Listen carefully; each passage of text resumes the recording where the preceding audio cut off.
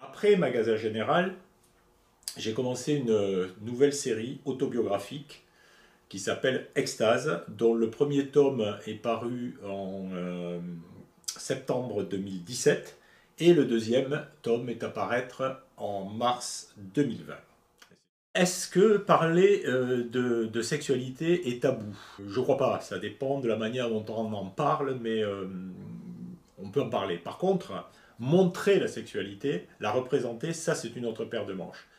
Parler de sexe de cette façon, est-ce que c'est un acte politique? En fait, montrer le sexe de cette façon plutôt. Ben moi, je pense que oui, parce que nous vivons dans une société qui est bordée par des tabous d'origine religieuse et politique. Ces tabous sont destinés à contrôler le plaisir.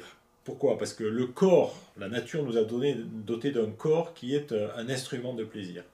Et des gens qui seraient trop épanouis parce qu'ils se serviraient trop de leur corps comme instrument de plaisir sont des gens qui sont plus difficiles à contrôler, plus difficiles à faire travailler, plus difficiles à faire consommer, etc., etc.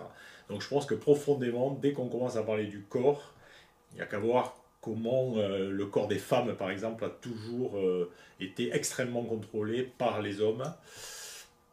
On est dans une problématique politique. Donc parler du corps, comme j'en parle, c'est faire de la politique. À qui s'adresse Extase?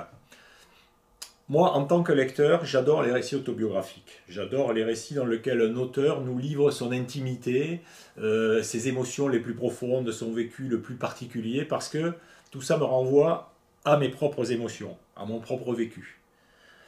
Donc je pense que c'est ça que j'essaye de faire avec Extase, c'est de proposer un dialogue intime, un dialogue joyeux entre moi-même et les lecteurs, et que peut-être ce dialogue va nous permettre de valider nos propres vécus, nos vécus respectifs, de nous déculpabiliser par rapport à la sexualité. Et ben, si ça marche, c'est déjà pas si mal.